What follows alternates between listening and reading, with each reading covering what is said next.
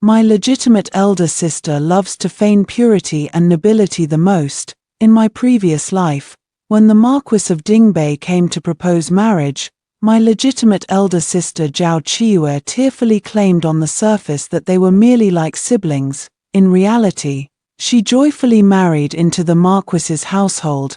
My legitimate elder sister even secretly engaged with her admirer, ruined my reputation, forced me into marriage, and humiliated and bullied me at every turn, ultimately leading to my tragic death by drowning in a pig cage. In this life, when my legitimate sister tearfully complained of her grievances, I calmly pushed her aside and stepped forward. She was unwilling to become a nobleman's wife, but I was more than willing. If my sister won't marry, I will. Seeing me step forward, my father was clearly shocked that his usually quiet and reserved illegitimate daughter could be so bold. Even my legitimate elder sister, Zhao Qiyu, stopped her hypocritical crying and turned to look at me.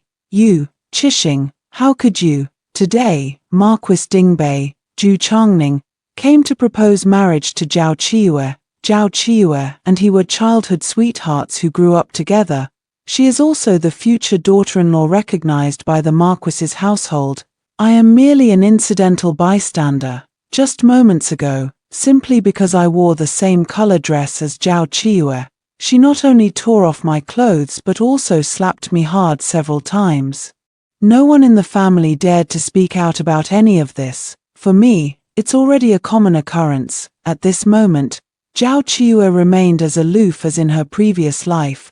Changning and I have always shared a sibling bond, with not a hint of romantic feelings between us. I thought in the future, if Changning finds a woman he likes, I would naturally help him see her through. But to be his wife, absolutely not. Father tried to persuade her over and over again, but he couldn't change her mind. Zhao Qiyu even said, now, since my sister has feelings for brother Changning, as long as brother Changning likes her, I am more than happy to see it happen. Zhu Changning's expression began to darken, but he still managed to keep his composure and said, Qiyu, what are you saying? We've had feelings for each other since childhood. Haven't you always said you wanted to marry me? Brother Changning, you've misunderstood. I've never said I wanted to marry you. You can't ruin my reputation for no reason. Zhao Qiyu pouted slightly, blinking her eyes repeatedly, on the verge of tears. I truly only see you as my own brother. If I were to hold you back because of this, then I would be the one at fault. Seeing Zhu Changning's expression grow increasingly unpleasant, yet Zhao Qiyu seemed not to have realized it, curling her nails and pretending to wipe away tears.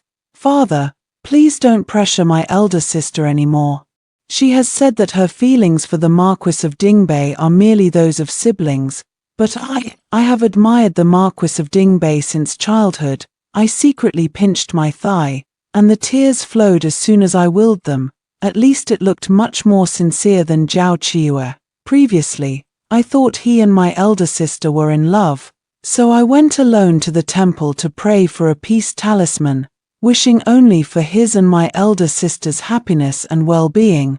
But now that my elder sister has clearly stated she does not like the Marquis of Dingbei, I truly cannot bear to see the Marquis suffer such injustice, which is why I dared to step forward and speak. With that, I covered my face with both hands and slumped to the ground. Father, I know I cannot compare to my elder sister, but in this lifetime, I too wish to be brave just once. That is why, please, punish me as you see fit. Everyone present froze in place. Zhu Changning was utterly astonished. Zhao Qiyu's face nearly twisted in anger. Clearly, he never expected that I, who usually seemed quiet and unassuming, would harbor such thoughts in private. My father scolded me for being shameless and bringing disgrace to the family.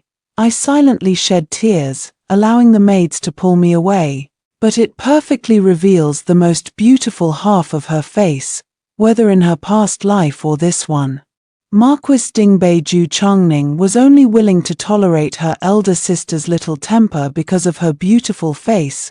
My appearance, inherited from my birth mother, is in no way inferior. In fact, Compared to my elder sister's haughty demeanor, I possess an even more delicate and pitiable charm that would make any man who sees it feel a pang of sympathy. Sure enough, Ju Changning called out to my father, who was about to have me taken away, Prime Minister. The second young lady hasn't done anything wrong, it's just that she admires me. There's no need to punish her. As expected, since ancient times, there has never been a man who doesn't appreciate a woman's wholehearted admiration for him. Not to mention he had just been rejected and needed someone to affirm his charm. Zhao Qiyu seemed stunned by my series of actions. Taking a long while to regain her composure, Ju Changning tilted his head and asked Zhao Qiyu once more, "Qiyu, do you really not wish to marry me?" Zhao Qiyu had always been proud and arrogant since childhood. How could she bear the fact that the person she liked had just been gently coaxing her one moment, only to be captivated by someone else the next? So, she instinctively replied, "Of course I don't want to. Since my sister likes him, why don't you marry her, Brother Changning? That way, we can become even closer as family." Her words carried a hint of defiance. But her main goal was to get Ju Changning to continue coaxing her, so that her pride could find a way to step down gracefully. That is indeed the case. In my previous life, without my involvement, Zhao Qiyu initially held herself in very high regard.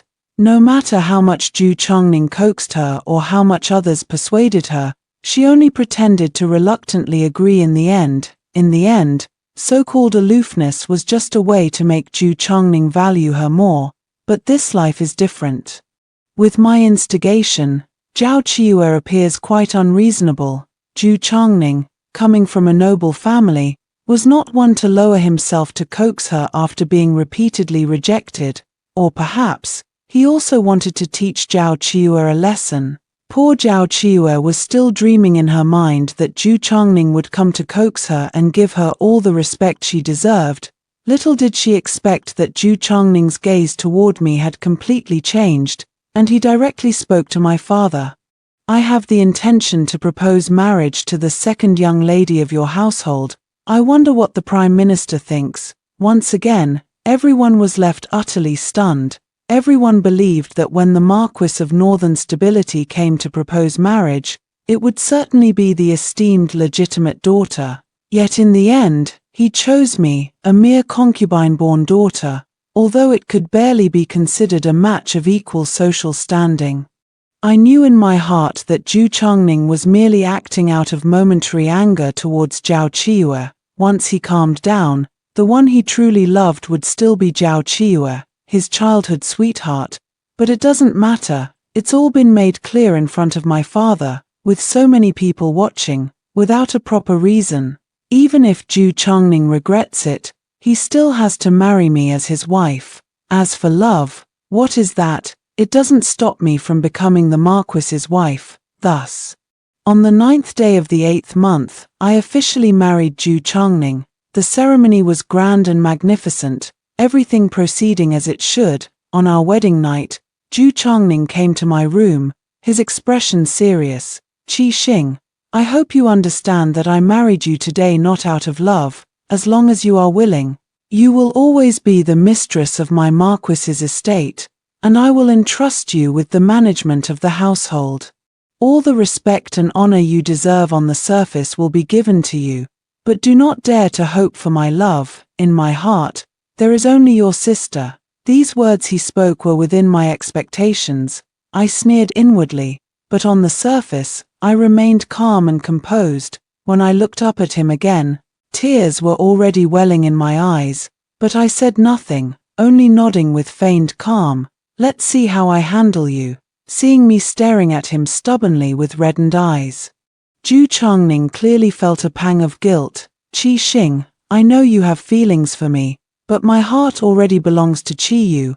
All I can offer you is this as compensation." I turned my head away, pretending to be heartbroken but unwilling to speak. "Husband, there's no need to feel guilty. I did everything willingly. It's just that you drank a bit too much today. I had someone warm up some sobering soup earlier. You, remember to drink it later. I won't see you off." The restraint in her words was pitiable, clearly plunging Ju Changning into deep guilt. He couldn't help but grab my hand, but then hurriedly walked away, his back looking somewhat desolate. I watched him leave calmly, a cold smile appearing on my face. In the following days, I quickly adapted to my new identity, begin managing the Marquis's household and show filial piety to the mother-in-law, growing up rapidly in just a few days. In my previous life, my husband, a scholar, achieved nothing yet still considered himself above worldly affairs. In his heart, he always yearned for my elder sister, believing she was his true love. Even his mother was not an easy person to get along with. Now, in the Dingbei Marquis manor, the master is absent, and the old lady prefers a quiet life devoted to Buddhism. I quickly gained her approval, and I even managed to get a general grasp of the household's account books. Meanwhile, Ju Changning spent 3 days drinking outside, returning home dead drunk every day. I, however, remained silent, brewing him a bowl of sobering soup and taking care of him all night. Then, after making sure he was aware of my efforts, I quietly left, seeing the guilt in Ju Changning's eyes towards me deepening. I used the excuse of not wanting my father to worry about me to suggest that he accompany me back to my maiden home as a loving husband. After all, whether I have my husband's overt affection is still very important to me. At the very least, it could make my Chancellor father value me more. Thus, on the day of the 3rd day return, Ju Changning prepared a cart full of gifts and took me back to the Chancellor's mansion in a grand and glorious manner. The moment Ju Changning helped me down, seeing Zhao Qiue's contorted face, I felt an immense sense of satisfaction. After being bullied for so many years, I can finally get the upper hand over her, and this honor was given to me by the person I like. Although Ju Changning told me he likes Zhao Qiue, he is still upset about her embarrassing him that day. When I saw her, I still acted as if I didn't care, and soon went inside with my father, the Prime Minister. I didn't even spare her a glance. Soon, only Zhao Qiue and I were left in the room. The jealousy and hatred on her face were no longer concealed as she rushed forward and grabbed my hand. Why on earth? He is clearly my husband. You stole my man, elder sister. What are you talking about? I chuckled inwardly, but showed no sign on my face. It was you who said before that you and my husband only had a sibling-like affection, which is why he married me. Nonsense. Her face twisted with rage. You clearly know that Brother Changning and I grew up together, and I've wanted to marry him since childhood, yet you claim you admire him, using the same seductive tricks as your concubine mother to lure him away. My gaze instantly turned cold. But the words that came out of my mouth truly sounded like a seduction. That's because my husband has come to understand my feelings all these years, and he pities me, I said with a smile, covering my face. What a shame, dear sister. Even though you were the one he originally wanted to marry, I am now the lady of the Marquis's household. It's too late for regrets. Ha! Do you believe that as soon as I go, you will no longer have a place in his eyes? Is that so? But my husband dotes on me immensely. Just a few days ago, he specifically arranged to accompany me back to my family home, and he personally selected all the gifts. I chuckled softly. Dear sister, you might as well save your efforts. I am the one who is his wife. Watching Zhao Qiue rush out the door, I gave a cold smile. Indeed, those who feign aloofness cannot withstand provocation. I smoothed out the wrinkles in my clothes that she had grabbed, then sat down steadily to drink tea. Sitting and waiting for the show to begin, in about half the time it takes to drink a cup of tea, the maid hurriedly came to report, Zhao Qiue, you haven't let me down. Zhao Qiue, having been pampered since childhood, would never willingly be inferior to me, even without my words today to provoke her. She would have eventually found a way to get close to Ju Changning. However, today's scene is truly not a pleasant sight. When I hurriedly arrived, my father was already there, his face ashen. In fact, for him, it doesn't matter whether Ju Changning marries me or my legitimate sister. After all, he will still be the father-in-law, and in the future, they can support each other in the official circles. It was merely due to the importance placed on the legitimate daughter, as well as Zhu Chongning's previous attitude, that they leaned more toward Zhao Qiyu. But since Zhu Chongning chose me, his pride would never allow a scenario of two women sharing one husband in his household. Not to mention it was her own unmarried legitimate daughter who went to seduce the husband of her half-sister. If this were to get out, he would lose all face, and even the emperor would look down on him. Father quickly cleared the scene and warned everyone that if there was even the slightest leak, they would be executed without mercy. At this moment, only a few of us remained at the scene. I looked at Zhu Chongning and Zhao Qiyu, who were disheveled, and skillfully concealed the disdain in my eyes. On the surface, I pretended to be utterly heartbroken. Husband, you and my elder sister, you too, Qi Xing. Zhu Chongning was clearly embarrassed. Although he liked Zhao Qiyu, he wouldn't go so far as to get involved with her on the day he accompanied me back to my family home. Not to mention being caught red-handed, but I know Zhao Qiyu. She's bound to stir up trouble on the day I return home. At this moment, though Zhao Qiyu's face is flushed red, she can't hide the smugness in her eyes as she looks at me. It's as if she's taunting me. See, your so-called good husband abandoned you as soon as I tempted him. I could hardly contain my laughter inside. Zhao Qiyu, oh Zhao Qiyu, you've been sheltered far too well. All you know is how to act noble and dignified. Yet with just a few words from me, you rushed off to rekindle old flames with your lover. In the end, it's all thanks to your inability to swallow your pride. Otherwise, I wouldn't have succeeded so smoothly. I held back my laughter, and everyone present could only see me clutching my chest, looking as if I was in such pain that I might faint at any moment.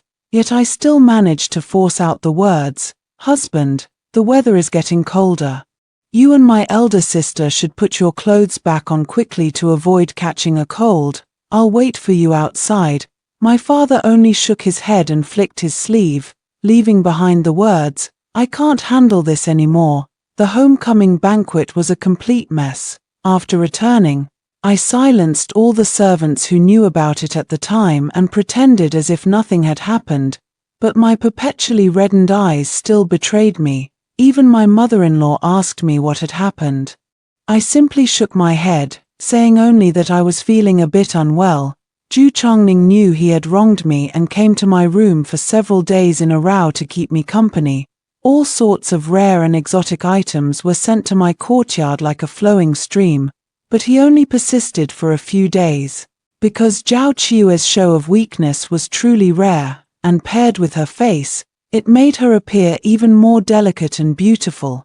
This stirred Zhu Chongning's heart with pity, and he went out every day to meet her in secret. I pretended to know nothing, still respectfully serving my mother-in-law and managing the household affairs, ensuring that every day when Zhu Chongning returned, there was hot water and warm meals waiting for him.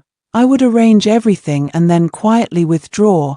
As time went on, even if Zhu Chongning liked Zhao Qiyu, he couldn't resist the goodness of his virtuous wife. Plus, the old lady was also moved by me and made a few indirect remarks. On the day Zhu Chongning finally came to my room, I was lighting a lamp and looking over the account books. When I saw him arrive, I showed just the right amount of delight on my face and immediately ordered the servants to prepare wine and dishes. Zhu Chongning stopped me, indicating that he had already eaten and had come today just to keep me company. I was overjoyed. Really, husband, seeing my eyes red from poring over the account books and my face filled with joy at the sight of him. My neglectful husband, even someone as cold-hearted as Zhu Chongning felt a twinge of affection. Of course it's true, Qi Xing, I never expected you to do so well. These past few days, I've been too busy with work and have neglected you. You're busy, my foot. You were probably busy having a secret rendezvous with Zhao Qiyu. I muttered a few complaints in my heart, but on my face, I pretended to be shy and lowered my head. My lord always enjoys teasing me, seeing my coy, girlish demeanor.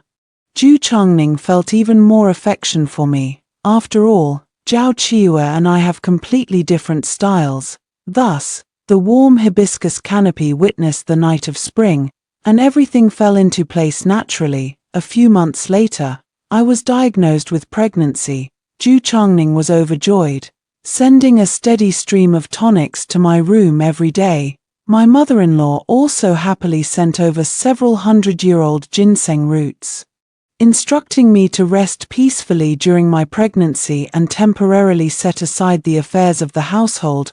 Of course, I will value this child, as it is the foundation of my standing in the Marquis's household. Although I have managed to consolidate all the authority within the household over the past 6 months and have also captured a bit of my husband's heart, but if I cannot give birth to an heir soon, over time, Zhu Changning will lose interest in me. Batch after batch of new faces are coming in, and things won't be as good as they are now by then. And it was during this time that rumors began to circulate in the capital about the untold story between the Marquis of Northern Pacification and the legitimate daughter of the Prime Minister. This piqued the curiosity of many, and even in the imperial court, some officials impeached Zhu Changning, accusing him of having an ambiguous relationship with his wife's elder sister. Zhu Changning's good mood was somewhat dampened, but he still returned home every day with a gentle and pleasant demeanor when facing me. He thought it was his own carelessness in meeting Zhao Qiyu that had given his political opponents a chance to catch him off guard, never once suspecting me. What he didn't know was that I was the one who had those messages leaked. The reason was simple. Now that I was pregnant, my elder sister's marriage had to be put on the agenda. And what I had prepared for her was none other than the so-called confidant from her past life. Zhao Qiyu has always disliked me since childhood, and she's a master at framing and scheming to crush me completely. She even persuaded Zhong Shucheng to ruin my reputation and force me to marry him. After the marriage, she often mocked me for failing to keep my husband's affection, using her charms to make Zhong Shucheng frequently abuse me. Zhong Shucheng even stole my dowry to buy jewelry to please Zhao Qiyu, completely disregarding the fact that our family was struggling to make ends meet. In this lifetime, let them confide in each other as soulmates who transcend the bonds of man and woman. I'm eager to see if my legitimate sister, stripped of her status as the Marquis's wife, can still find happiness with her dear confidant. On this day, I arrived at the gates of the Prime Minister's residence bearing gifts. Zhao Qiyu had no desire to see me at all. She rolled her eyes at me and turned to leave. I was quite good-natured, supporting my belly as I bowed to her. After all, she is my legitimate elder sister, and since she hasn't married yet, it's only proper for me to be respectful, having been reborn.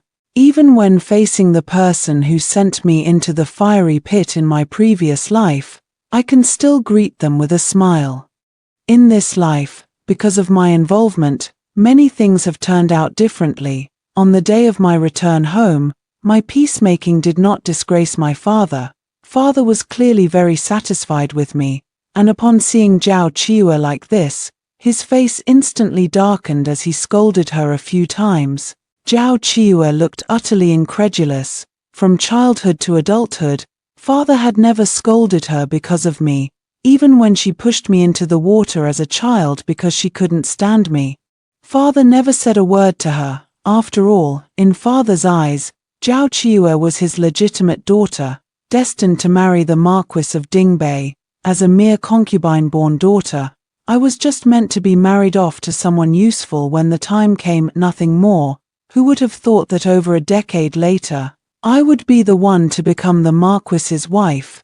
It is his legitimate daughter who is now embroiled in rumors of an unclear relationship with her brother-in-law. Father's ability to attain this official position certainly relies not only on his background but also on his own capabilities. Therefore, he sternly reprimanded Zhao Qiyu and then turned to me with a kind expression, inviting me to sit down. I took everything in with my eyes. If I hadn't had a second chance and schemed to make Zhu Changning marry me, it would probably be me being scolded right now.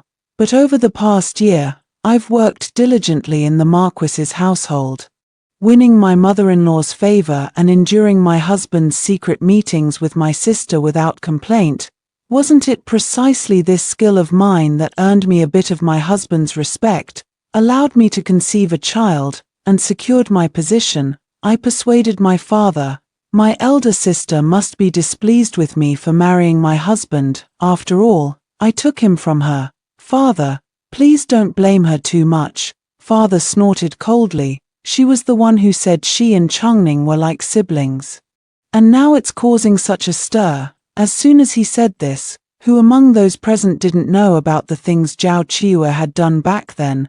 Watching Zhao Qiyu storm out with a grim expression, I lowered my gaze, skillfully concealing my own emotions before putting on a sensible demeanor. Father, I have come this time to secure a good marriage for my elder sister.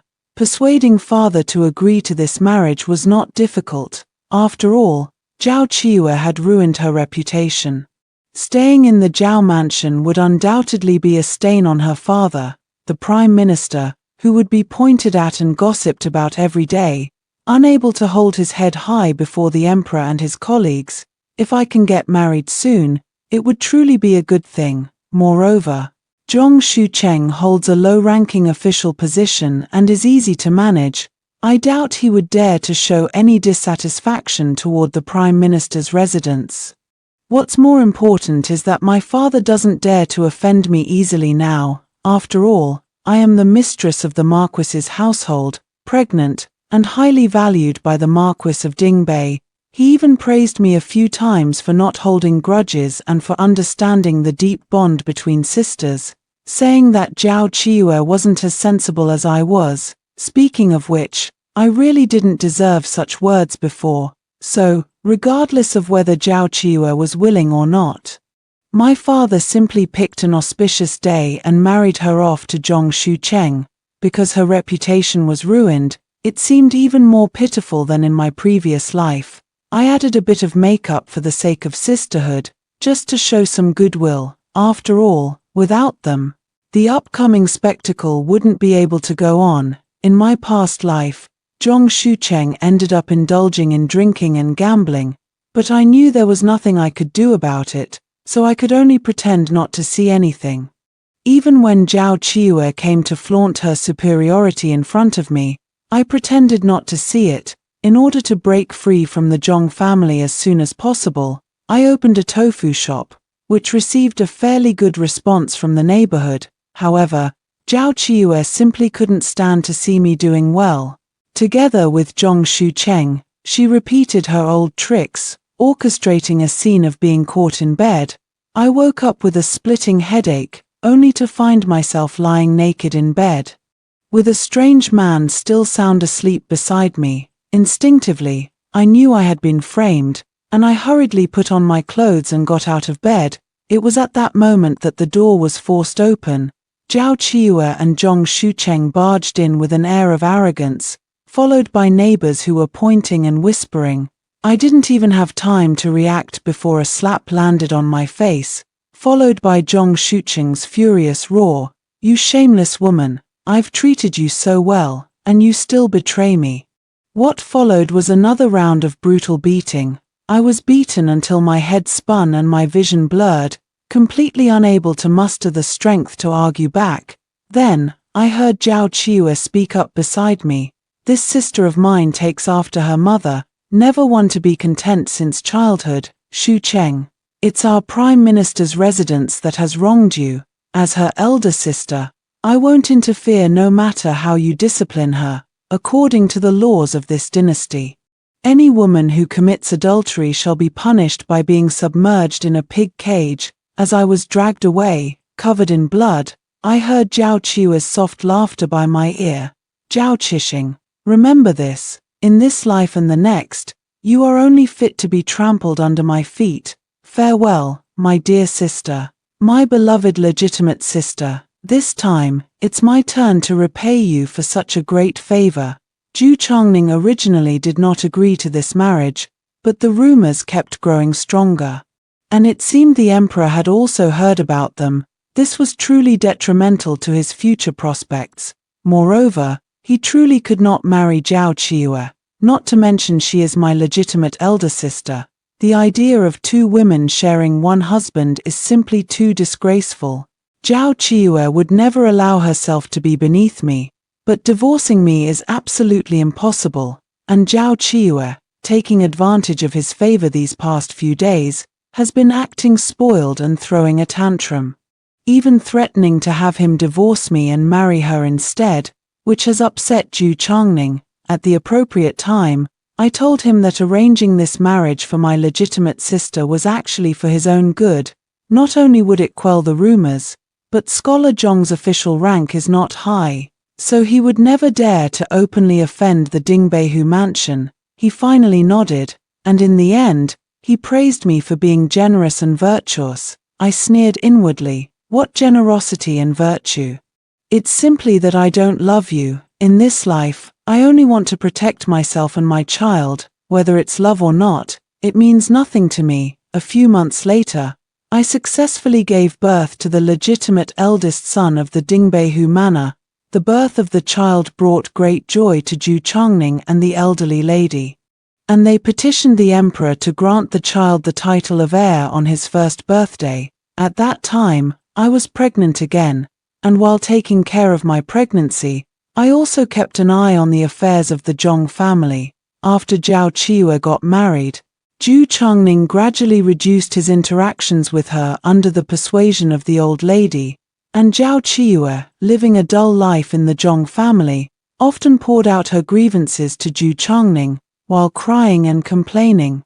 She still found time to step on me a few times in front of him, but since I've been able to pretend for this long, I can certainly keep it up. As for Zhao Qiyu, first, the man she married was of little use to her father, so he gradually gave up on her. Second, the long period of hardship had also taken a toll on her beauty, making her less attractive than before. At the same time, my father placed increasing importance on me, his daughter. After giving birth to my son, I also focused on self-care.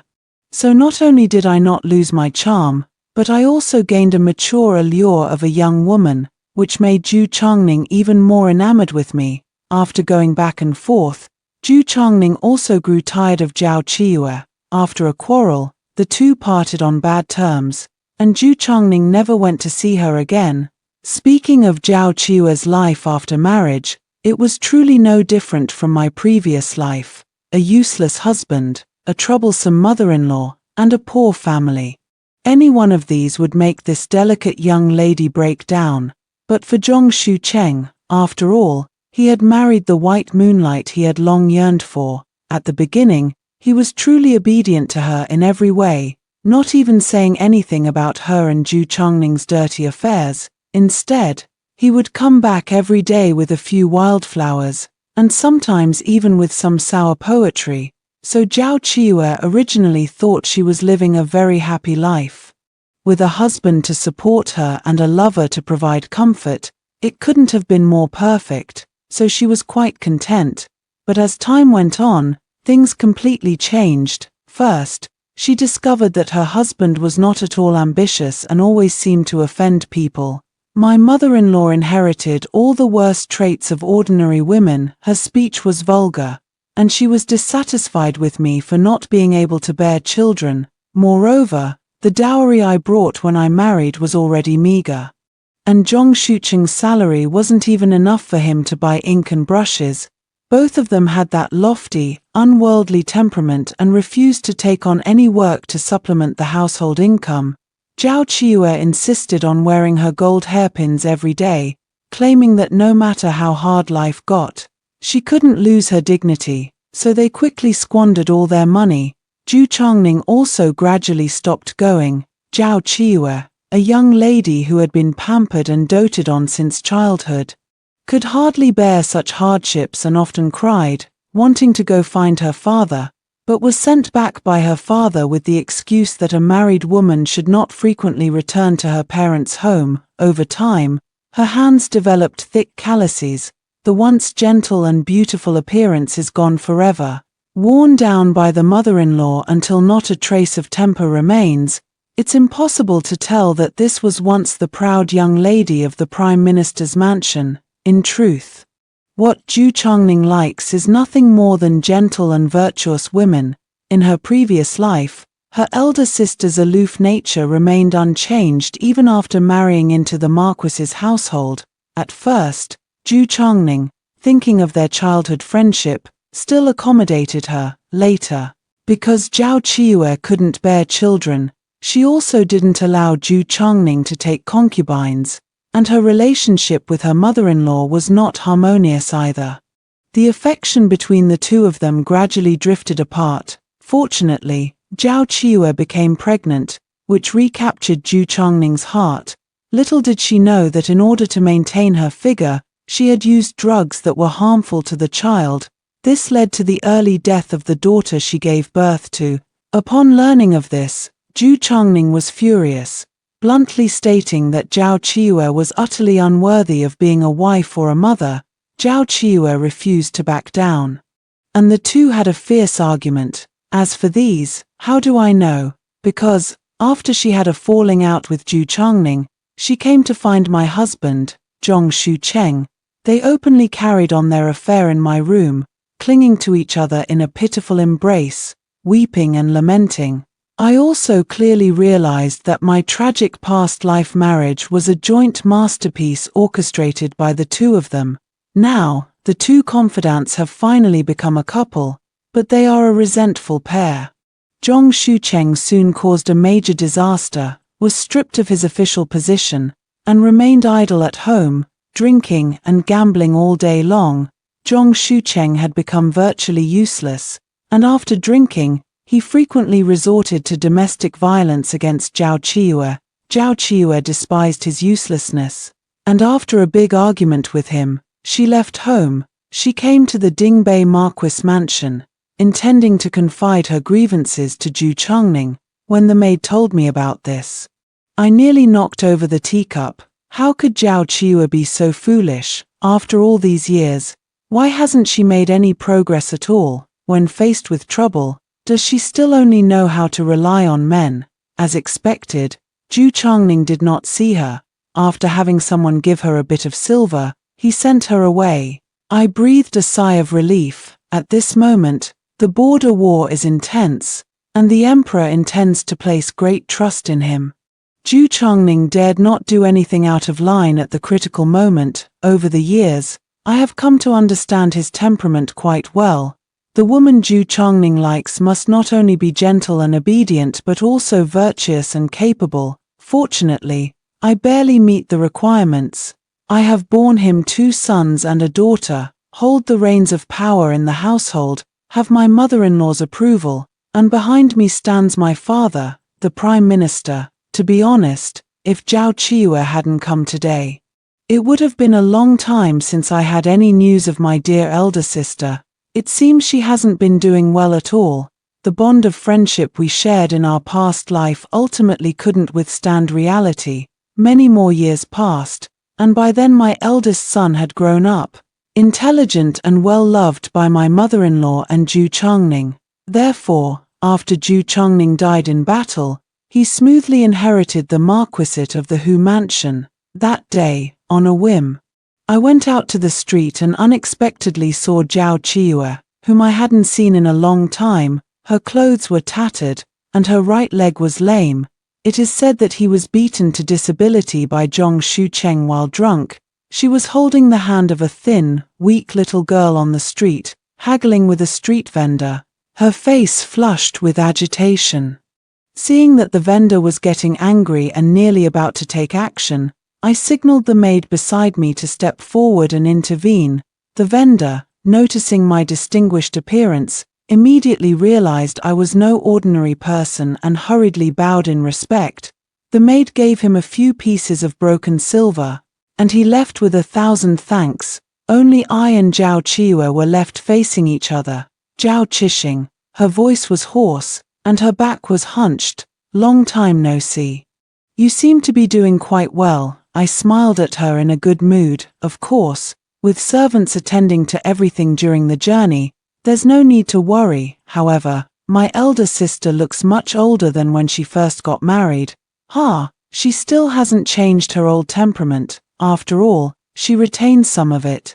If I had married brother Changning back then, I would be the one living so well now. It's all your fault that I ended up marrying Zhong Shu Cheng. No, I replied with a smile. Even if you had really married Zhu Changning, with your temperament, you still wouldn't have been happy, elder sister. Are you still unwilling to admit it? It's simply our personalities that have led to this. Moreover, how can marrying Zhong Shu Cheng be considered harming you? Isn't he your confidant? The love between you two, which transcends that of ordinary men and women, has made me envious for a long time. After saying this, I no longer cared about her hysterical screams behind me. I patted the little girl's head, gave her a few pieces of broken silver, and then turned and left. This is my final act of kindness. Zhao Qiue, let our grudges end here. I will live a very happy life, which can be considered as not disappointing the heavens for giving me a second chance. After hearing the first story above, what are your thoughts? Feel free to share your opinions in the comments section. Next, there is another similar story. Let's continue to see. Though married for 1,000 years without conceiving, my husband, the heavenly emperor who cherishes me as his life, risked his own downfall to obtain the divine lotus of fertility for me. But in the Medicine King Palace, I saw him bring back 2 spiritual herbs. A golden lotus blooms in the womb, aiding the birth of a divine spirit with immortal bones. A crimson lotus withers life, leaving no possibility of fertility in this lifetime. He personally handed the crimson lotus to the celestial official of our palace. His deputy general was puzzled. Your Majesty, for the sake of the dream lily flower fairy being able to bear all your children, you could use the red lotus to completely destroy the Empress's womb. Why not divorce the Empress and remarry? He struck a bolt of heavenly lightning that tore the man's flesh open. Enough with the nonsense. Go prepare the spiritual spring for nourishing the body. If the Imperial Consort's foundation is harmed because of this, I'll make you pay. And remember, the Imperial Consort drank the good fortune golden lotus. If anyone dares to leak even a hint of this, I'll have them skinned, their tendons pulled out, and cast into the Avachi hell. The good fortune golden lotus was difficult to refine, yet her husband, who had always valued his immortal essence, actually sacrificed half his own bone and blood to refine the elixir for that flower fairy. As soon as Hua Xian swallowed the elixir, he eagerly carried her into the side hall, watching the fertility runes, passed down to me by the mother goddess, light up on the formation in the side hall. I could no longer hold back and covered my face as I left. My husband, who had severed 10,000 threads of affection for me, had long been unwilling to bear children with me. But when I leaped from the immortal execution platform, no longer an obstacle to him, the lofty heavenly emperor went mad.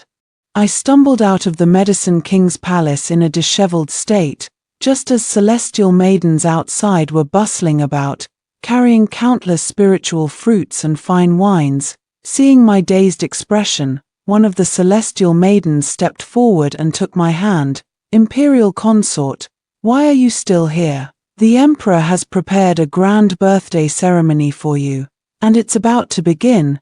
This is the most magnificent ceremony in thousands of years. Second only to your wedding with the Emperor. The Emperor just returned from the 9 heavens divine source and, without even tending to his injuries, immediately ordered us to prepare everything. Seeing the envy in the fairy maiden's eyes, my heart was filled with an indescribable bitterness. The scenes that had just unfolded in the Medicine King's palace kept surging through my mind. I never expected that my husband, who had always cherished me like a precious gem, would refuse to let me bear a child, all for the sake of another fairy maiden. In that moment, helplessness and despair washed over me, and I felt as if I were being torn apart. The celestial maiden exclaimed, "Imperial Consort, how have you fallen into demonic cultivation? Only then did I realize that my immortal meridians were swelling, and my inner core was actually showing signs of collapse, yet this pain, which seeped into my bones and marrow, could not compare to the agony in my heart. By half, gritting my teeth, I was about to stop the celestial maiden from calling for help when my body fell into a solid embrace. Jinghe was so anxious that tears fell, mobilizing all his immortal power to protect my chaotic immortal meridians. Luo Yun. How could this happen? He carried me all the way back to the Medicine King Palace, sternly summoning all the medical immortals. If anything happens to the imperial consort, I will take your lives. The medical immortals dared not delay and hurriedly examined me. Your Majesty, the imperial consort is merely momentarily enraged and mentally disturbed. She will recover with gradual recuperation. Jinghe, however, was furious. Are you suggesting that the imperial consort should suffer for so many days? Moreover, tonight is the grand celebration of the imperial consort's birthday. Do you want her to miss it? The divine physician was so frightened that he knelt on the ground, cautiously saying, there is also a quicker method. Only your heart's blood is needed for the medicine. But your body, even in my dazed state, I understood what the divine physician meant. Jinghe had just used half of his own bone and blood to refine the elixir. Taking his heart's blood now would inevitably severely damage his foundation. Yet Jinghe didn't even blink. He raised his sword and thrust it toward his chest. As long as the imperial consort recovers, what does it matter if it costs me my life? Watching his cultivation instantly regress 1,000 years, all I felt in my heart was a numb, dull ache. Jinghe, you clearly have someone else in your heart, so why come before me to perform such deep affection? After drinking the medicine sent by the medical immortal, the celestial maiden was about to help me to the side hall to rest. That place was where they had just been intimate.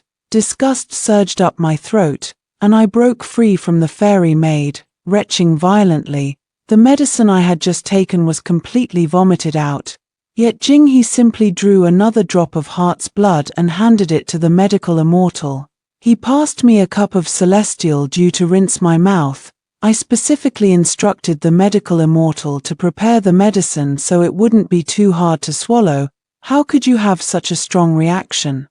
The fairy maid cautiously replied, just now, I heard the imperial consort say it was filthy, dirty. What's dirty? Jinghe pondered for a moment, then suddenly his expression changed drastically as he cautiously looked at me. Luo Yun, are you saying the side hall is dirty? Just now, I sneered inwardly, but my expression remained calm. I heard from the palace maids that the poisonous insects raised in the Medicine King Palace are right next to the side hall.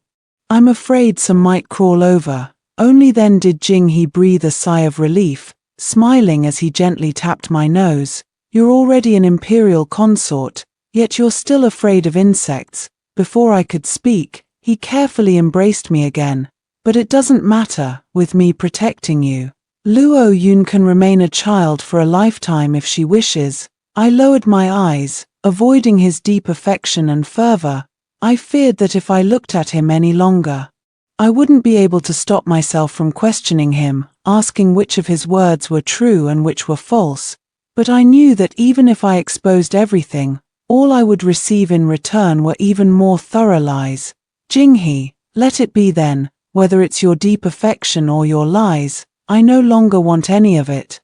For the evening birthday celebration, Jinghe personally helped me bathe and dress. If any outsiders had seen it, they would never have believed that the emperor, whose hands had only ever held swords, could actually style such an intricate hairdo for a woman. I looked at the splendid attire in the mirror, my expression weary. Jinghe noticed and kissed my temple. Luo Yun, don't worry. The good fortune divine lotus is already being brewed. Once you take the medicine, no one in the heavenly realm will ever mock you again. Although it is difficult for celestial beings to bear offspring, it is unheard of for a couple like Jinghe and me to have no signs of pregnancy for 1,000 years. Despite my status as an imperial consort, The covert ridicule and mockery have never ceased. Some immortals have even adopted mortal sayings, calling me a hen that can't lay eggs. Jing-hee, however, showed no concern over my inability to conceive, even going so far as to punish several immortals who had mocked me behind my back. He even banned all newborn celebration banquets across the 4 seas and 8 wildernesses, just to spare me from feeling upset. He knew how much I wanted to bear a child for him, and spiritual medicines and elixirs flowed like water into my palace.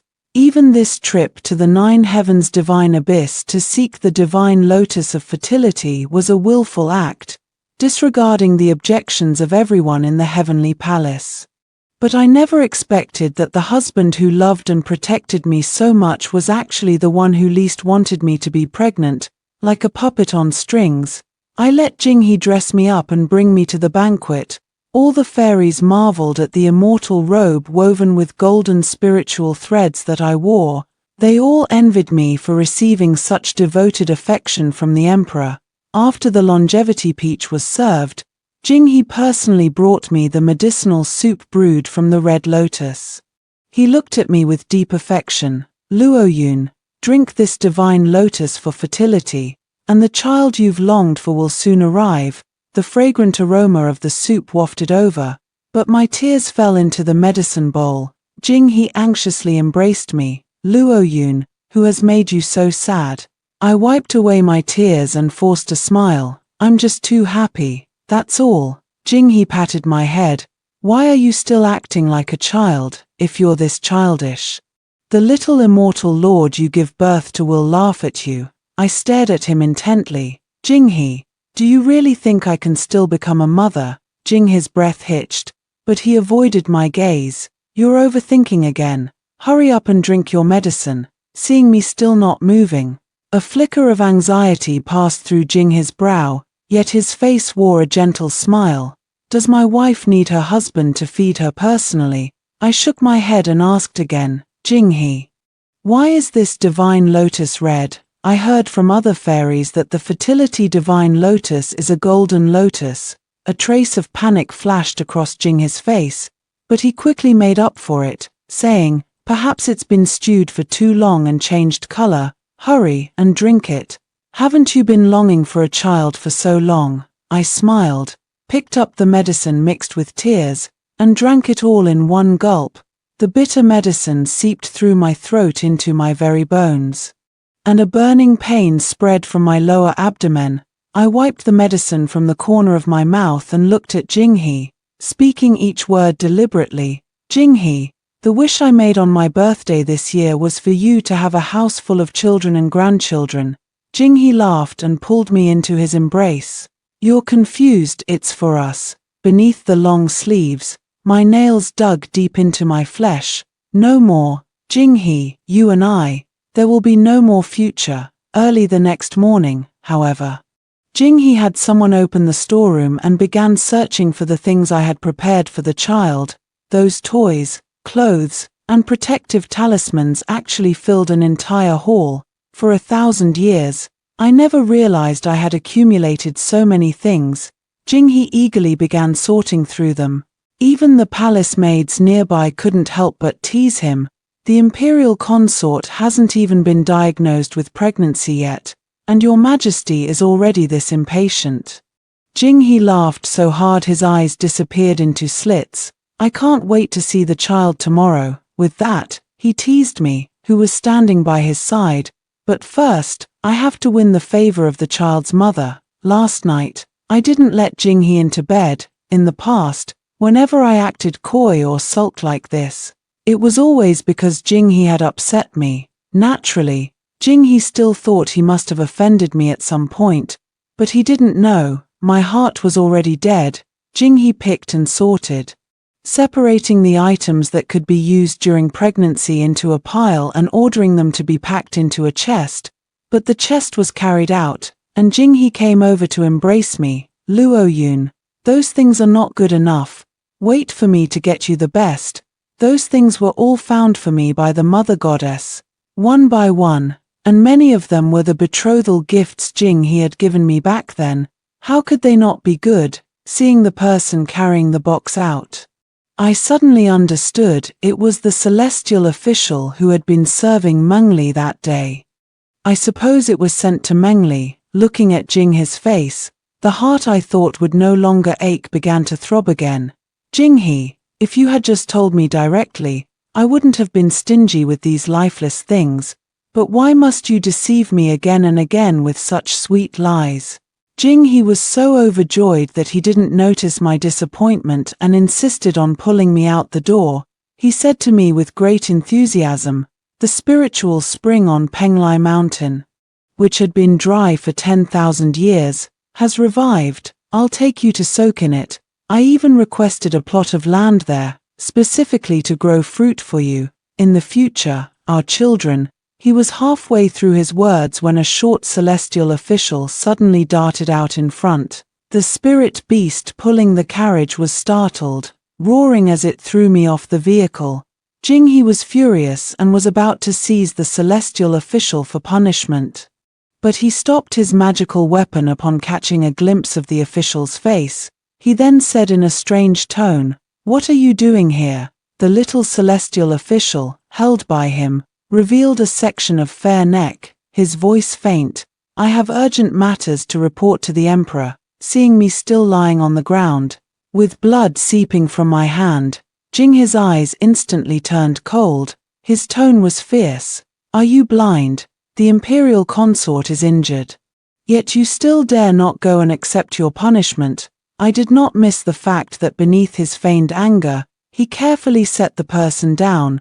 From the smug look in that little celestial official's eyes, I already knew she was the flower fairy Mengli that Jinghe kept outside. Jinghe blocked my scrutinizing gaze and lifted me into the carriage, but when he saw Mengli still standing there, not leaving, his gaze eventually softened a bit, and he actually brought her into the carriage. Seeing my strange look, he said awkwardly, "I was a bit too rough just now. This celestial official sprained his ankle. If I let him go like this to be punished, others will say behind my back that I am unkind." I watched Jinghe fidgeting restlessly, softly hummed in acknowledgement, and then retreated into the carriage. As the beaded curtain fell, I could no longer clearly see the faces of Jinghe and Mengli, yet the sight of the two leaning against each other still pierced my heart deeply. When Jinghe brought that cup of hypnotic tea, I did not refuse and drank it all in one go. My eyelids grew heavy, yet my mind remained clear, and I could hear every sound from beyond the beaded curtain with perfect clarity. Jinghe scolded coldly, "Didn't I tell you repeatedly not to appear before Luoyun?" Mengli simply cooed, "I was just afraid that the fertility lotus I took would lose its effectiveness if delayed for a few days. So I thought to come find the emperor. Moreover, with my hypnotic pollen, the imperial consort will wake up without remembering a thing." Jinghe snorted, "Even with pollen, it's not foolproof. I'm warning you. This is the only time." Mengli giggled, "All right, Your Majesty. I promise. Just this once, Your Majesty. The warmth in my womb is almost gone. If we don't do it a few more times, it would be a waste of the good fortune divine lotus's medicinal effects." The swaying carriage frame came to a halt, accompanied by the rustling sound of clothes being shed. "I must tell you, I'm only doing this to avoid wasting the divine lotus." Yet Jinghe's words were cold, unable to conceal the overwhelming desire in his voice. Each word fell upon my ears, but no matter how hard I tried, I couldn't open my eyes. As their voices grew increasingly suggestive, I was on the verge of tears. I thought they would just talk and leave, so I drank the tea to avoid the discomfort of seeing them. But those two actually had the audacity to start their antics right in front of me. Jinghe's heavy breathing echoed, just like in the nights of the past, whispered close to my ear. But now, beneath him was another woman. Mengli's voice grew increasingly loud, and Jinghe covered her mouth. "Be careful not to wake Luoyun." Mengli's voice was muffled, yet triumphant. "Don't worry, Your Majesty, she definitely won't be able to open her eyes." But I could hear, the sounds came in waves. Yet I felt as if trapped in a nightmare from which I could never awaken, my heart pierced with agony, with no room to escape. When the sounds finally ceased, I thought I had escaped, that I would no longer have to endure such torment. But Mengli, with a coquettish laugh, clung to him once more, once, twice, again and again. After what felt like an eternity, so long that I almost believed I was truly trapped in a nightmare, the two finally came to a stop. A soft hand wiped away the chill from my face. And Mengli leaned close to my ear, whispering, "Have you ever seen the Emperor in such a frenzied state before?" Jing, his voice came from outside the carriage. "Don't waste any time. While she's still unconscious, hurry to Penglai Mountain and soak in the spiritual spring." Only then did Mengli withdraw, saying, "Your Majesty, it's just a spiritual spring. What's so special about soaking in it?" Jing, he chuckled lightly. "That is a place I specially prepared for you to nurture your pregnancy. Where I placed a 10,000-year spiritual vein I specifically sought out. That spiritual spring is merely a phenomenon triggered by the spiritual veins. Soaking in it can indeed relieve fatigue, but only by residing on the spiritual veins can it help you conceive an immortal fetus." I held my breath. So, Jing, he took me there just to relieve my fatigue, and all of this was prepared for Meng Li, even though I knew he was putting on an act. Why does my heart still ache so much when these things are revealed to me one by one? Yet Jing, his voice continued unabated. "Our child in the future will surely be the most intelligent and brilliant. I have already chosen a name for them early on. It will be called Chu Yao, like the rising sun, in the era of Yarrow and Shun. Moreover, I have calculated it, and the name aligns perfectly with your destiny." These words struck my heart like a heavy blow, leaving me stunned and unable to recover for a long while. Chu Yao, wasn't that the name Jing he sought for our child? Upon reaching Penglai Mountain, after taking the antidote, I finally opened my eyes. I dazedly soaked in the spiritual spring, my mind filled with the echo of the two words, Chu Yao. From the moment I began preparing for the child, Jing he never once intervened. On the matter of the name, he scoured all the ancient texts and even sought out every great scholar in the celestial realm.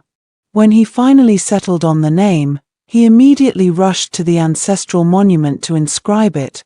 From that moment on, it was witnessed by heaven and earth, never to be changed. But I never imagined that the name he had put so much effort into preparing was not meant for my child. I always thought Jing he was just temporarily infatuated with Meng Li. But I never expected that, from the very beginning, he never intended to have children with me. The celestial maidens brought a pile of rare spiritual fruits, each worth a fortune. Yet the sweet fragrance of the fruit could not mask the bitterness in my heart. I overturned the fruits and burst into tears. The palace maids were at a loss and were about to call for Jinghe when Meng Li walked in with ease. She picked up a fruit and toyed with it. "Imperial consort. Did you hear everything clearly just now?" I forced back my tears and said coldly to her, "There's no need for you to come here and flaunt your power." Meng Li, however, seemed oblivious and replied with a smile, "The imperial consort is so unkind to me, yet I've always regarded her as my own sister. You probably don't know, but the first time the emperor and I were together was right next to your bridal chamber." I froze, suddenly recalling how I had slept soundly through my wedding night. The next morning, when I saw Jinghe, he looked utterly exhausted. I understood he was busy with social engagements for the joyous occasion, but I never imagined that on that night, his bride was not just me alone. Seeing me frown and clutch my chest, Meng Li's face grew even more smug. "Sister, I thought you had known all along. After all, the sleeping pollen I sometimes use is so light, it's practically useless. The way the Emperor was so skilled in the carriage just now, it's because we've been intimate by your side every single day. The Emperor was afraid that my child's birth wouldn't align with the timeline, so every time he was with you, he would definitely come to me afterward. It's a pity. My health has never been good enough to conceive." Otherwise you would have had children long ago. All those fertility aids you had were used on me." Her words were like 1,000 blades churning in my heart, the pain so intense I could barely keep my balance. I smiled bitterly at her. "So, what do you want? She is so blatant, coming to provoke me again. All she wants is my position as the imperial consort. I no longer want Jinghe, nor the position of imperial consort." But Mengli did not answer, only asking, "Do you want a child?" Not long after Mengli left, Jinghe returned, his face brimming with irrepressible joy. I knew why. Mengli had just told me that she had been diagnosed with pregnancy. Seeing the wound on my hand still not healed, Jinghe's face was almost overflowing with heartache. "Luoyun, why haven't you gone to bandage it yet?" As he spoke, he petulantly made 2 cuts on his own hand as well, causing blood to flow profusely in an instant. "It's all my fault for not protecting you well enough, which led to you getting hurt. I deserve to be punished." Looking at the wound on his hand, which was several times more gruesome than mine, I finally snapped back to reality. "Don't do this, it's not your fault. You should punish that little celestial official instead." Jinghe, who would overturn another's palace for a mere casual remark, now stammered, "It's all my fault for failing to manage my subordinates properly." Seeing him change the subject, I didn't argue any further. Seeing him hesitate to speak, I considerately said, "I've made plans to go on a trip with my friends in the coming months, so you might have to stay home alone." Jinghe felt as if granted a great pardon. "You should go out and relax. I'll pack your things for you, so you can enjoy yourself for a while longer." Seeing how relieved he looked, I couldn't help but find it amusing. Wasn't he just looking for an excuse to accompany Meng Li during her pregnancy? Yet he had hesitated for so long. On the day he saw me off, Jinghe repeatedly reminded me of the various spiritual items I should bring along. His eyes were filled with reluctance. "You have no idea how much I'll miss you. But Luoyun, as long as you're happy, that's all that matters. Just relax and enjoy yourself. Perhaps when you return, we'll have a child." I nodded, avoiding his kiss. Once I boarded the carriage, Jinghe hurriedly set off toward Penglai Mountain. If only he had taken one more look, he would have noticed that the carriage was heading toward the immortal execution platform. However, he would never know. By the time Jinghe realized something was wrong, it was already 3 months later. He suddenly realized that his imperial consort had been away for so long without even sending a single letter. He hurriedly pushed aside the pregnant Meng Li in his arms and rushed toward his own palace, but after asking around, no one knew where his imperial consort had gone. Jinghe forcibly suppressed the unease in his heart, went to the Hall of Fate, and opened the mirror of retrospection. Soon, the gentle face of his imperial consort appeared in the mirror of retrospection. Jinghe looked at that familiar smile and was about to breathe a sigh of relief. In the mirror of tracing heaven, the scene shifted, revealing the slender woman's prominently swollen belly. Beside her, a man gently chuckled. "My dear, in 2 more months, our child will be born." Jinghe fiercely smashed the mirror of tracing heaven, his eyes so red they seemed about to bleed. "It's all fake, all of it. How could my imperial consort possibly be pregnant?" He turned his head and saw the trembling Lord of Fate, grabbing him by the collar. "How do you manage the Hall of Fate? You didn't even know the mirror of time is broken." The Lord of Fate was nearly choked out of breath. "Why, Your Majesty, the mirror of time was just inspected yesterday." The nearby celestial official, though terrified, looked at the Lord of Fate's purpling face and stepped forward to intervene. "Indeed, Your Majesty. Besides, the mirror of time is a sacred artifact. How could it possibly be broken? Could you please release the Lord of Fate first and see if there's been some mistake?" Jinghe finally released his grip, slamming the Fate Immortal Lord against the mirror of time.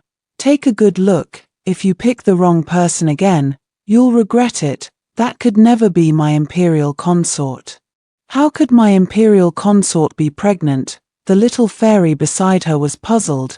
Didn't you bring back the fertility lotus not long ago? Logically, the imperial consort should be pregnant by now. Everyone wore expressions of confusion, but seeing the emperor who seemed ready to devour them, they dared not ask further. His expression faltered for a moment, then a deeper anger crept onto his face. What nonsense are you spouting? She is my imperial consort, how could I not know her? The Fate Immortal Lord cast a warning glance at the surrounding celestial officials and maidens before carefully activating the Mirror of Time. It took quite a while before an image finally appeared in the Mirror of Time.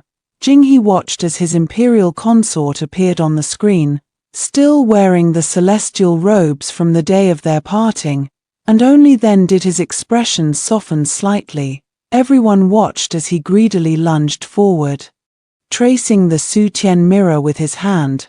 Luoyun, Luoyun, thank goodness you're safe. But soon the scene shifted, and the imperial consort in the mirror appeared on the immortal execution platform. His expression froze as he watched the already activated immortal execution platform emitting a dazzling light. He urgently shouted, "Why is the imperial consort on the immortal execution platform? Someone, quickly, go stop her." The Fate Immortal Lord restrained the crowd and cautiously replied under His furious gaze, "Your Majesty, this is a scene from and conceive a child.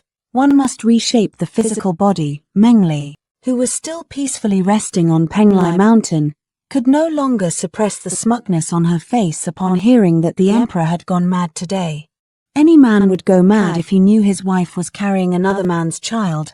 The bigger the commotion, the better. The more people know that imperial consort Luo Yun has descended to the mortal realm in secret and is carrying a mortal's child, the less likely she is to return to the immortal realm. As for her, carrying the immortal fetus that Emperor Jinghe has painstakingly nurtured, the position of imperial consort is undoubtedly hers, just as she had anticipated.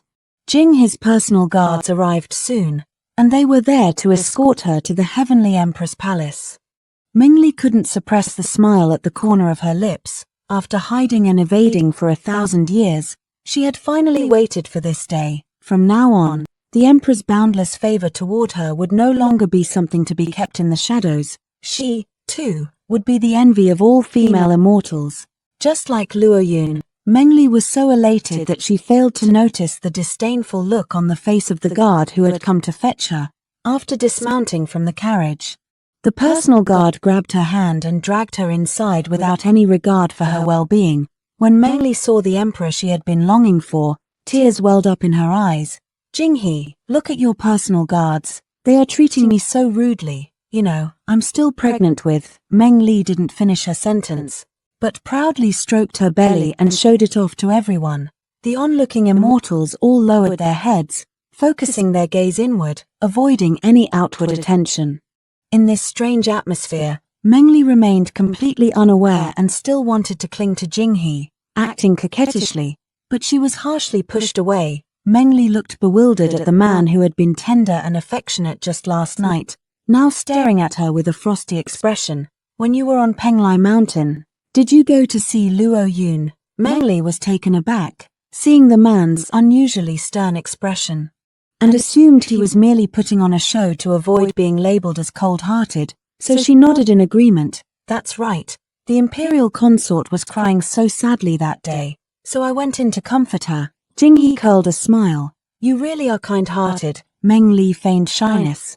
"I'm just soft-hearted and can't bear to see a woman cry." Jinghe's smile grew wider and wider, causing the nearby guards to shiver involuntarily, having served the emperor for so many years. He knew this was a sign of the emperor's impending rage. The last time the emperor wore such a smile was when he learned that the demon clan had harassed consort Luoyun. By that afternoon, the demon realm was already drenched in blood, but Mengli truly believed she had pleased the emperor and chattered on. "The consort asked me how to conceive, so I told her many methods. However, the consort was acting strangely when she heard that the red lotus could prevent a fairy from conceiving.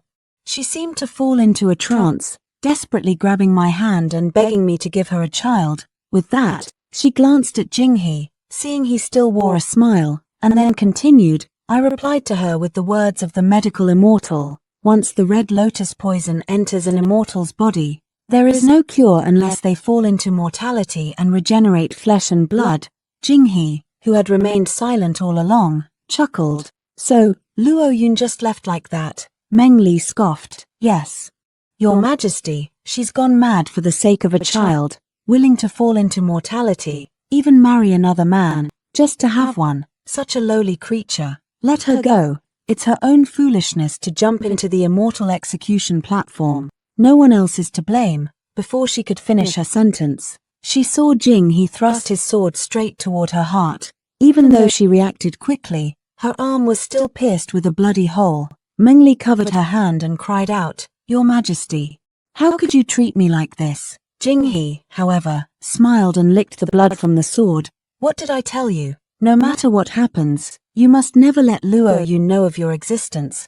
The sword was once again pressed against her neck, its cold blade bringing Meng Li to her senses. She quickly knelt down, begging for mercy. Your Majesty, it has nothing to do with me. It was the Empress herself who made the decision.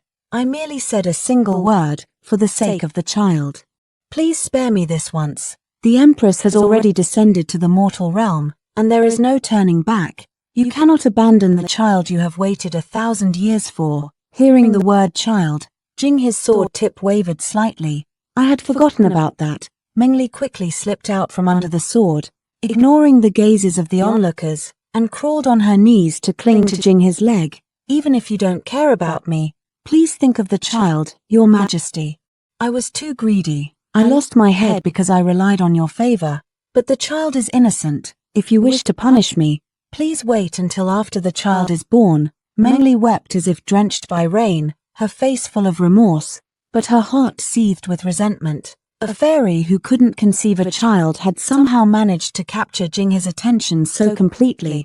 Once the child is born, she will be the birth mother of the next emperor. She doesn't believe Jinghe can do anything to her. While she was still fantasizing about a life where she would be second only to the emperor, a cold, stern voice from above interrupted her thoughts. If the child's mother is gone, what's the point of keeping the child? Meng Li didn't react immediately and murmured, But I'm right here, aren't I? Before her words had even fully left her mouth, she felt a sharp, searing pain tear through her abdomen. She screamed in agony. Staring in disbelief at the long sword that had pierced her swollen abdomen, the sword's owner looked at her, smiling like a demon. Your child was always meant for Luo Yun. Since Luo Yun is gone, why keep this cursed offspring? As the blade twisted, Meng Li watched helplessly as a huge gash was torn open across her belly, and both the womb and the child were pulled out together by the long sword. Meng Li felt as if everything was an unreal dream, but the pain, arriving a step too late, instantly overwhelmed her like a tidal wave. Meng Li screamed and writhed on the ground, but Jinghe still felt it wasn't enough. He flung his long sword to the side.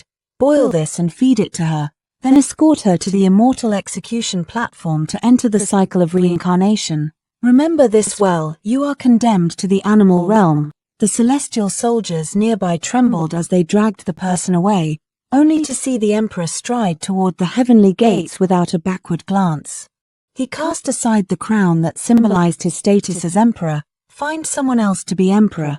I'm going to find my wife. On the day my child turned 1 month old, a strange man appeared outside my house, with a face as ethereal as an immortal's. His eyes were filled with an unshakable sorrow. I asked my husband if he recognized that man, but he only shook his head. However, from that day on, precious items of gold and jade often fell into our courtyard. Both my husband and I felt a bit uneasy, so we carefully stored all the items away. That day, when my husband only bought a small amount of pork again, the man finally couldn't hold back and rushed in, throwing the meat on the ground. She just gave birth, and you feed her this kind of thing. Didn't I send you so many treasures? Can't you use them to exchange for some money? So it was him who sent the things. Now that I've found the right person, that's good. My husband and I exchanged a smile, our eyes filled with relief. My husband carefully picked up the pork and returned to the kitchen, then retrieved the hidden treasure from behind the stove. I took it and handed it to the man, saying, "This is what you dropped. Sir, please keep it safe." He looked utterly disbelieving, pointing at the wooden door and fence in the courtyard. With this money, you wouldn't have to live in such a dilapidated house anymore. These are all gifts from me. Why won't you accept them? I chuckled lightly. For my husband and me, having 3 warm meals a day is enough. Those things are nothing but burdens. The man's expression grew urgent as he grasped my hand. No, that's not it. You are the most revered and noble fairy in the 9 heavens, who wouldn't even eat a fruit left out for an extra hour. How can you say it's enough now? I turned cold and shook off his hand. Please show some respect, noble one. You must have mistaken me for someone else. The man persisted. Look at this. This is how you looked when you were still a celestial maiden. With a cold expression, I watched as he conjured a water mirror out of thin air, and the celestial maiden inside bore an appearance identical to mine, with the man before me. The sweetness is indeed enviable. The man watched the water mirror playing, yet tears fell. Luoyun, I was wrong. Come back with me. If you lose your immortal bones, I'll accompany you in starting cultivation anew, and as for your child, I will raise them as my own with care. If you don't wish to have more children in the future, I will never force you. He spoke with great emotion for a long time, yet my heart remained completely unmoved. I simply asked, are you certain, immortal, that the person in the mirror is me? The man nodded with tears in his eyes, his face filled with sorrow. I coldly avoided his hand and said, if that celestial maiden is truly the same person as me, and she descended to the mortal world with such determination, I doubt she was deceived as you claim. The man was somewhat stunned. How could that be? I slowly walked to my husband's side, tightly wrapping my arms around his, and said to the man, if it were me, I would have surely thought it through and given up. Given up. Given up. The man kept repeating these 3 words, tears rolling down his face in large drops. Ignoring his misery, I continued, if it were me, I would also think, asking the old acquaintance never to appear before me again, for all eternity. Those tears of regret will only soil the path of my reincarnation. The man looked at me with reddened eyes, his gaze filled with deep affection. Yet all he received in return was a frosty indifference. Please leave, I said coldly. Don't make me despise you. The man tried to force a smile, but the sorrow on his face was impossible to suppress. All right, don't be angry, I'll leave right away. As the man's figure gradually faded into the distance, my husband beside me sighed. My dear, if you wish to leave me behind, I can understand. I pinched his arm hard. Dream on if you think you can leave me behind. The slender scholar then brightened up. Then it's settled. If you ever abandon me, I'll take our child and cry all the way to the heavenly palace. I gave him another hard pinch. I think you just want to go up to the heavens and see the fairies. Amidst the noise, my husband and I entered the house. Our daughter in the cradle greeted us with an innocent smile as soon as she saw us. Looking at the scene inside the house, only one thought filled my heart. Not even a god would trade for days like these. After hearing the 2 stories above, what are your thoughts? Feel free to share your opinions in the comments section. Looking forward to hearing from you. If you liked this story, don't forget to like it, share it, and subscribe to my channel. See you next time.